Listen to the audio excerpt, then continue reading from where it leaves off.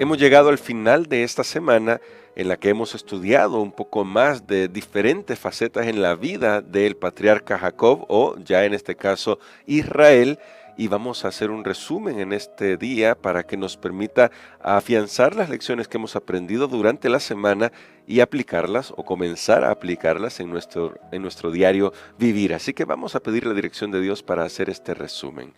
Querido Señor, gracias por lo que hemos aprendido durante estos días. Venimos ante tu presencia para suplicar, por favor, que nos acompañes con tu Espíritu Santo a fin de aplicar las lecciones aprendidas a nuestra vida. Lo pedimos en Jesús. Amén.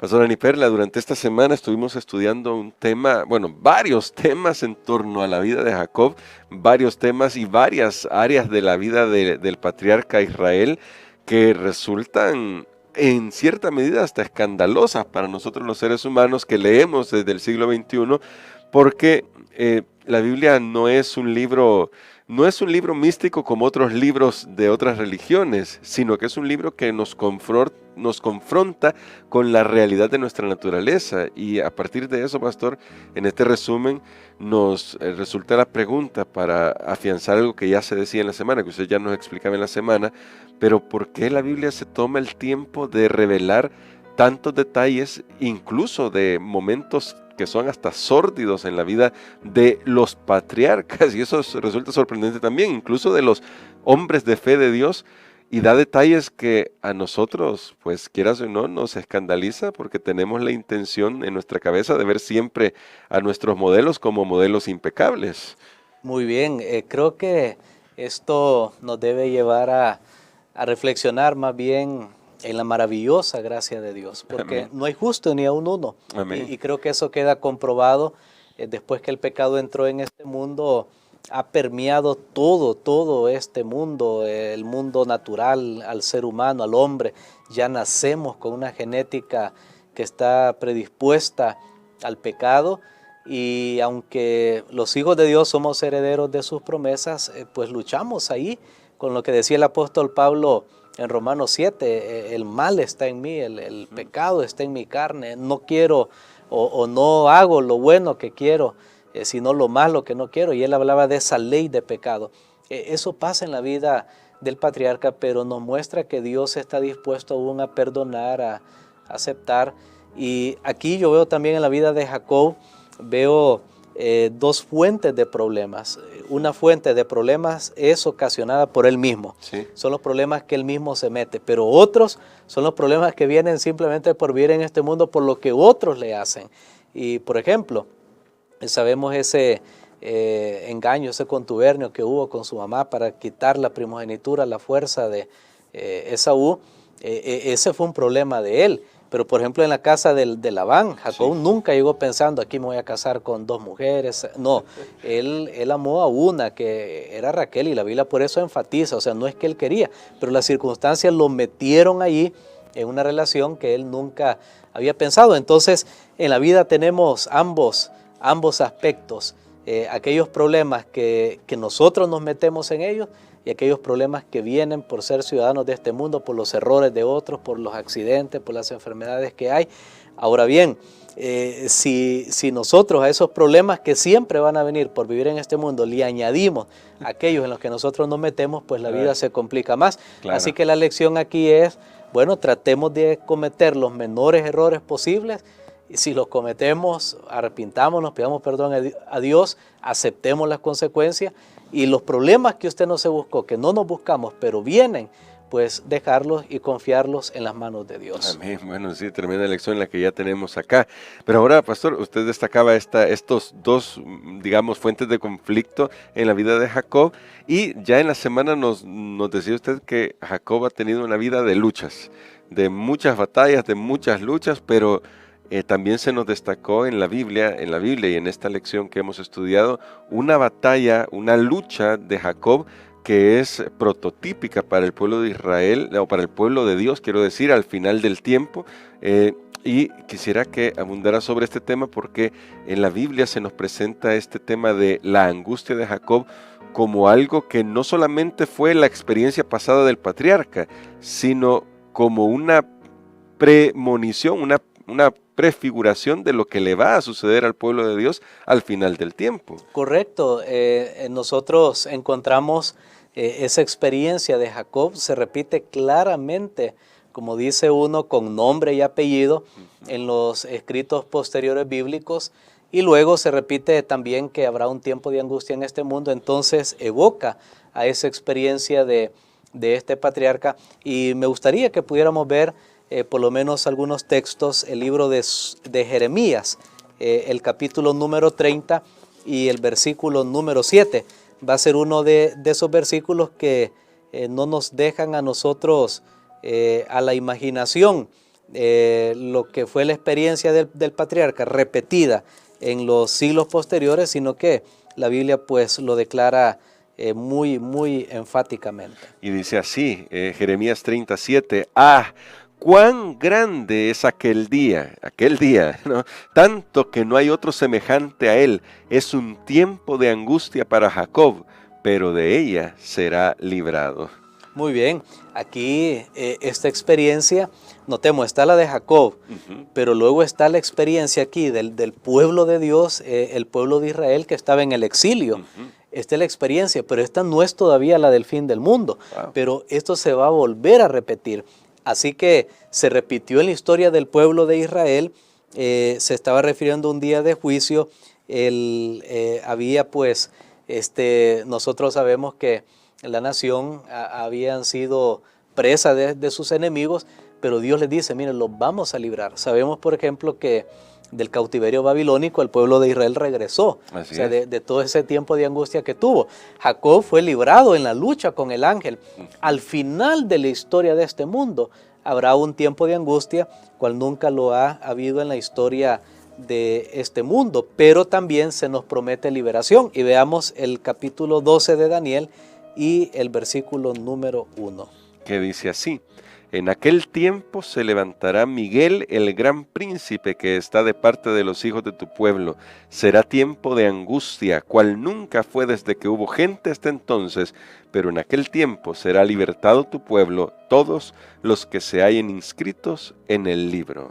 Muy bien, aquí no dice específicamente de Jacob un tiempo de angustia, pero sí nos dice, habrá otra vez un tiempo de angustia, y ahí estará Miguel para defender a su pueblo. Pero recordemos por qué fue para Jacob un tiempo de angustia. Para Jacob fue un tiempo de angustia doble. En primer lugar, con Dios, y en segundo lugar, confrontarse con su hermano. Él necesitaba saber que sus pecados habían sido perdonados, que Dios lo aceptaba, que Dios ya no estaba en contra de él, bueno, según él pensaba. Y también su angustia fue encontrarse con su hermano, porque él iba con su mujer, su niño, él iba indefenso. Sí. Y escuchó, Esaú viene con 400 hombres armados. O sea, aunque los años habían pasado ya 20 años, Esaú tenía el mismo odio desde el primer día que Jacob pues había tomado su primogenitura. Entonces, el tiempo de angustia va en relación a esos dos aspectos, la relación con Dios, la relación con el hombre. Aparte de eso, la angustia que él también tenía de autorreproche, del pecado que había cometido, porque a veces las personas, hermano Gerson, podemos hacer algo y pensar, bueno, yo hago algo y me arrepiento y después hago como que si no pasa nada. No funciona de esa manera. Ahí está la culpa. Sí. Ahí toda persona, yo he visto, por ejemplo, en la televisión, cuando toman a alguien que cometió algo y la persona siempre se le ve que hay una vergüenza, hay una pena, hay una angustia en el rostro. ¿Por qué? Porque no somos hechos para estar violando las leyes de Dios en nuestro cuerpo. Así que esa era la angustia que tenía Jacob, su propio pecado, si Dios lo había perdonado, pero luego confrontarse con su hermano. Al final del tiempo, ¿cuál será la angustia? Nuevamente el pueblo de Dios pasará por un proceso de angustia de si realmente Dios ha perdonado sus pecados. Porque aquí, como leímos en Daniel capítulo 12, cuando Miguel se levanta, ya los casos habrán sido decididos. Sí. Porque cuando Jesús viene, ya Él va a venir a llevar a los que se salvan, y los que se pierden quedan aquí en esta tierra destruidos por su presencia. Entonces, todo caso estará decidido. Ahí será la angustia del pueblo de Dios. ¿Será que Dios perdonó mis pecados? ya se acabó la gracia, no hay intercesor en el cielo, ¿será que Dios? Y ahí ellos se van a tener que aferrar a Dios por la fe. De hecho, la experiencia de Jacob fue una experiencia de oración. La única arma que él tenía era la oración. Amén, amén. Y pastor, eso que ha dicho hace eco con lo que está en una de las citas que aparece acá en el día viernes. Dice: Dios probará la fe de sus seguidores, su perseverancia y su confianza en su poder para librarlos. Y aparece esto: Satanás se esforzará por aterrarlos con el pensamiento de que su situación no tiene esperanza, que sus pecados han sido demasiado grandes para recibir perdón.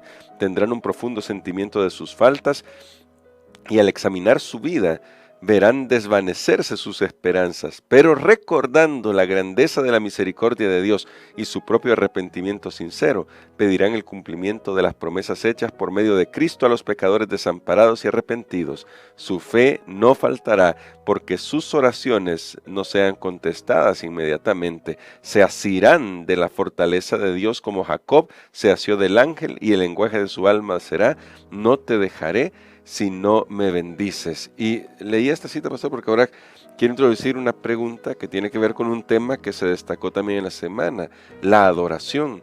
¿Qué papel va a jugar entonces ese tema de la adoración como Dios la pide, para poder garantizar en nuestro corazón que nuestra fe se va a mantener en ese momento de angustia? Porque ya leímos en los textos que nuestro pastor nos citaba en Jeremías y en Daniel, que seremos librados, el pueblo de Dios será librado.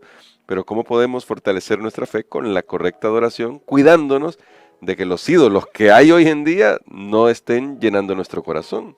Muy bien, creo que ha sido interesante esta fusión Sí. de estos dos conceptos, cómo Jacob se aferra por la fe a Dios, a sus promesas, y la situación de idolatría, de abandonar todo aquello que reemplaza a Dios. De hecho, para responder a esta pregunta, ahora tenemos nosotros que notar algo. ¿Por qué Dios permite que sus hijos pasen por el tiempo de angustia? Esa es la pregunta.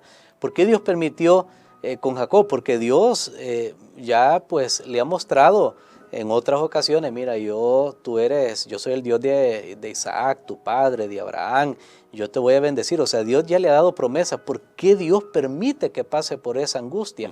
Precisamente porque Dios desea refinar, purificar a su siervo, en este caso a Jacob. En el caso del tiempo final, aquellos que vayan al cielo con Jesús vía traslación, que son los que no van a ver la muerte, Dios desea refinar, hacer una obra especial en ellos de purificación. Y eso significará que ellos se han dejado de depender de toda cosa humana, toda ayuda humana, toda idea humana, y concentrar únicamente su fe en Dios. O sea, estarán limpios de la idolatría.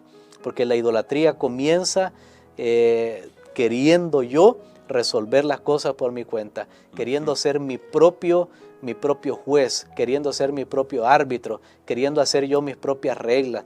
Toda vez que una persona quiere seguir su propia opinión en vez de lo que Dios pide, es un idólatra. Sí. Es un idólatra, sí. Porque él está entonces poniéndose como Dios, y nosotros podemos equivocarnos. Pensamos que un Dios falso es tener en la pared ahí una imagen, una figura. Sí, correcto. Pensamos que eso es idolatría, pero no nos damos cuenta que la imagen más terrible que podemos tener somos nosotros mismos. Sí. Porque nosotros mismos queremos ponernos en lugar de Dios, queremos hacer las cosas a nuestra manera.